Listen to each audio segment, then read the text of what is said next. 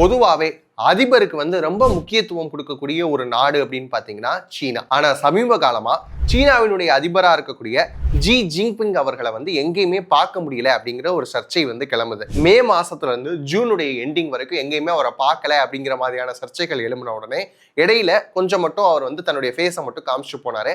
ஆனா இது அதிகார மாற்றத்தை நோக்கி சீனா நகழுதோ அப்படிங்கிற மாதிரி உலக நாடுகள் எல்லாம் பேச ஆரம்பிச்சாங்க. காரணம் என்ன அப்படின்னு பாத்தீங்கன்னா, அவருக்கு கொடுக்கப்பட்டிருக்கக்கூடிய அணிவகுப்பு மரியாதைகள் இல்லாம போச்சு.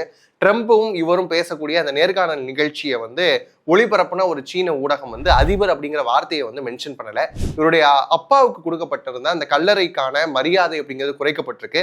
அது மட்டும் இல்லாம பீப்புள்ஸ் டெய்லி அப்படின்னு சொல்லக்கூடிய பத்திரிகை, அதுல வந்து இவருடைய போட்டோ தான் எப்பயுமே வந்து ஃப்ரண்ட் பேஜ்ல வரும். சமீப நாட்களா அந்த ஃப்ரண்ட் பேஜ்ல வந்து இவருடைய போட்டோ வந்து இல்லாம இருக்கு.